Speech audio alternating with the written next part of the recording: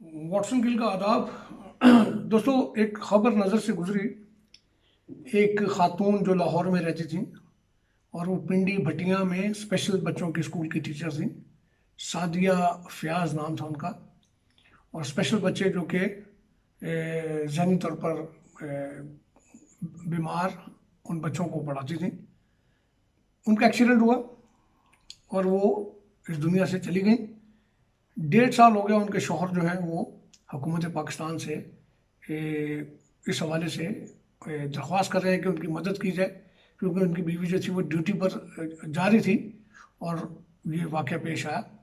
और वो खातून जो थी वो उन बच्चों के लिए यानी स्पेशल बच्चों के लिए बड़ी कीमती थी, लेकिन एक्सीडेंट से उनकी मौत हो गई।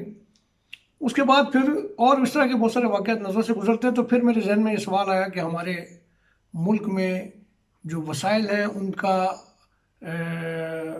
जो उनकी जो तकसीम है वो किस कदर गैर मुनसफ़ाना है। इस हवाले से साथ साथ खबरें चल रही थी। एक और ख़बर पर नज़र पड़ी तो उसमें लाहौर हाई कोर्ट के चीफ जस्टिस जो है उनकी सरकारी रिहाइश गाह के लिए एक टीवी का इश्तिहार था। उसमें इश्तिहार ये था कि जो भी आप जो कोटेशंस देते हैं उस हवाले से, तो 3% जो है वो आपको जमा कराने। 3% उस टीवी के लिए 17,500 थे। यानी जिस टीवी की कीमत 3%, जिस टीवी की कीमत 17,500 हो, यानी उस कीमत का तीसरा हिस्सा जो है वो 3 हिस्से, तो उसकी कीमत तकरीबन 5.5 लाख रुपए बनती है। तो आप अंदाज़ा लगाएं कि एक सरकारी रिहाइश गाह जो चीफ जस्टिस की लाहौर हाई कोर्ट के, उसके लिए टीवी। फिर मैंने थोड़ा सा और तफसील में गया तो मैंने देखा कि हमारे जो पाकिस्तान में जो सुप्रीम कोर्ट्स हैं, जो हाई कोर्ट्स हैं, उनके जो जजेस हैं, उनकी जो तनख्वाहें हैं वो किस कदर ज़्यादा हैं। जो जनरल्स हैं, जो ब्यूरोक्रेसी है हमारी, और उन्हीं उसी मुल्क में जो निचले तबके के जो आम पाकिस्तानी मुलाजिम हैं, उनकी तनख्वाहें और उनकी जो मराहत हैं उनमें क्या फ़र्क है। आप देखें तो सुप्रीम कोर्ट के जो जज हैं या हाई कोर्ट के जो जज हैं, उनको तनख्वाह जो मिलती है वो 13,13,000 मिलती है, जिसमें से 12,39,000 जो है वो बेसिक सैलरी है। उसके बाद 6,000 उनका फ़ोन का अलाउंस है।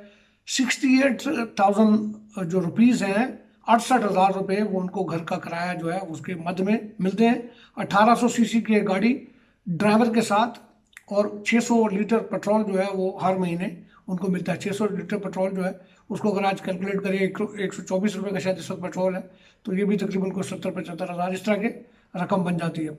रिटायरमेंट के बाद इन्हीं जजेस को 9,28,000 जो है वो तनख्वाह मिलती, पेंशन मिलती है। और उसके बाद फिर उनको जो बीमारी की मेडिकल के हवाले से 56,465 रुपये मेडिकल अलाउंस के तौर पे मिलते हैं, और दीगर मराहत जो हैं वो होती हैं। और बाकी वही ड्राइवर और उनके जो गाड़ी का पेट्रोल, ये सारा कुछ।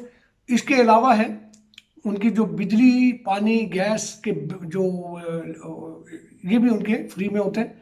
तो ये है। अगर आप देखें तो जो हमारी आर्मी है, या आर्मी से मुराद मेरी सॉरी यानी अफवाज पाकिस्तान, उनकी भी जो तनख्वाहें हैं वो बड़ी बेहतर होती हैं। और उन तनख्वाहों के अलावा जो मराहत दी जाती हैं उनको, मिसाल के तौर पे अगर वो मेजर मराहत का आगाज़ मेजर की पोस्ट से शुरू होता है, और ब्रिगेडियर की पोस्ट में 3 कम अज़ कम जो उनको जो प्लाट हैं वो दिए जाते हैं। और प्लाट जो है वो इस तरह से है कि यानी अगर कोई ब्रिगेडियर के लेवल का जो अफसर है वो वार कोर्स कर लेता है, वार कोर्स जो है उनका जंग के लिए जो कोर्स होता है वो कर लेता है, तो उसके बदले में उसको 2 कमर्शियल और 1 रिहायशी प्लॉट का मिलता है। और अगर वो वार कोर्स नहीं करता तो वो उसको 2 रिहायशी और 1 कमर्शियल प्लॉट जो है वो मिलता है। यानी प्लॉट 3 ही होते हैं, लेकिन कमर्शियल प्लॉट जो है वो उसकी जगह उनको रिहायशी प्लॉट दिया जाता है। मेजर जनरल के हिस्से में एक इजाफी प्लाट आता है, जबकि लेफ्टिनेंट जनरल जो है वो 4 प्लाटों के साथ उनको 4 प्लॉट जो है वो दिए जाते हैं। अब सवाल ये पैदा होता है कि चाहे वो जजेस हों, चाहे वो ये हमारे जो जनरल्स हैं, या जो बड़े हाई रैंकिंग ऑफिसर्स हैं, इनको ही मिलते हैं। इनकी तनख्वाहें जो ज़्यादा होती हैं आम सुप्रीम कोर्ट के आम जो सफाई करने वाला है या जो खाना पकाने वाला है या जो ड्राइवर है, लेकिन वो पक्के नौकर हैं, उनकी तनख्वाहों में इनकी तनख्वाहों जो है उनमें फ़र्क जो है वो तो समझ में आता है, क्योंकि ज़ाहिर है वो काबिल होते हैं, वो ज़्यादा पढ़े लिखे होते हैं और ज़्यादा उनकी काबिलियत होती है, तो उस वजह से वो तो समझ में आता है।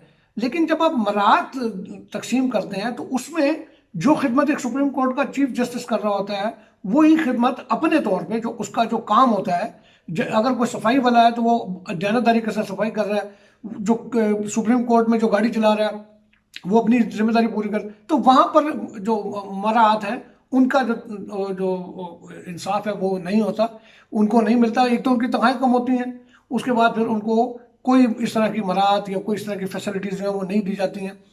और इसी तरह जो जनरल्स हैं वो उनको मिलती हैं सारी चीज़ें, लेकिन सफाई बॉर्डर पर खड़ा होकर मुल्क की हिफाजत कर रहा होता है वो आम तनख्वाह में ही गुजारा करता है और बाद में पेंशन भी उसकी इतनी नहीं होती। तो ये हमारे उसमें है। ब्यूरोक्रेसी जो है उसका भी वही हाल है। हमारे जो ब्यूरोक्रेट है, अगर 22 ग्रेड का अफसर आप देखें तो तनख्वाह उसकी कोई 1.5 पौने 2 लाख के करीब होती है, लेकिन मराहत उसकी मिला के 12-12 लाख रुपए तक बन जाती है। आप इसको चेक कर सकते हैं। ये सारी चीज़ें जो है ये बड़ी अजीब हैं। और जैसे कि मैंने आपको बताया कि जो निचले तबके के लोग हैं उनको वो नहीं होता। अच्छा, बात यहाँ ख़त्म नहीं होती। यही जो जनरल्स हैं या यही जो जजेस हैं हमारे, ये बाद में बहुत सारे जो हमारे यानी जब ये रिटायर हो जाते हैं तो उसके बाद फिर ये दीगर अदारों में, जैसे अहम तरीन सरकारी अदारे हैं जिनमें रेगुलरिटीज़ अदारे हैं, अथॉरिटीज़ हैं, खुद मुख्तार और नीम खुद मुख्तार अदारे हैं, वफाकी व सूबाई पब्लिक सर्विसेज कमीशन हैं, प्लानिंग कमीशन हैं, नैब है, सी पैक अथॉरिटीज़ हैं और कमर्शियल अदारे हैं जिनमें बहुत सारे और ब्रांचेज हैं। उनमें ये दोबारा से इनको नौकरियां मिल जाती हैं, यानी रिटायरमेंट के बाद भी। और ये रिटायरमेंट के बाद अपनी पेंशन और उसके बाद जो नौकरी उनको मिल रही होती है उन दोनों के मजे ले रहे होते हैं और मुकम्मल, बल्कि बाद में तो इनकी सैलरीज जो वो बहुत ज़्यादा होती है। जैसे हमारे नैब के जो चेयरमैन है जावेद इकबाल साहब, वो जस्टिस के तौर पे रिटायर हुए थे, तो उनकी जो पेंशन है उसको सामने रखें और आज उनकी जो तनख्वाह है वो तकरीबन 14 से 15 लाख रुपए उनकी तनख्वाह है। उनकी बतौर एक सुप्रीम कोर्ट के जज के ज़्यादा तनख्वाह आज ले रहे हैं वो, और दोनों तनख्वाहें मिलती। तो ये बहुत सारी चीज़ें हैं जो इसमें आती हैं। ये गैर मुनसफाना जो तकसीम है हमारे मुल्क में, ये वो फ़र्क करती है कि हमारे जो मुल्क की जो वसाइल है वो 0.कुछ% लोगों के पास है और बाकी जो अवाम है वो मुश्किलात में है और उनको इंसाफ नहीं मिलता। और जितना इंसाफ हमारी सुप्रीम कोर्ट्स करती हैं वो आपके सामने ही है कि वो बजाय लोगों को इंसाफ करने के वो दूसरे सियासी चक्रों में लगे होते हैं और ये हालात हैं। मैं आज के इस मौजू पर न्यूट्रल तजिया मैंने एक पेश किया, मेरा किसी सियासी पार्टी से कोई ताल्लुक नहीं है, लिहाजा इसे मेरे जो मैंने जैसे सोचा है या जैसे मेरी समझ में आया मैंने इसको पेश किया। बहुत शुक्रिया।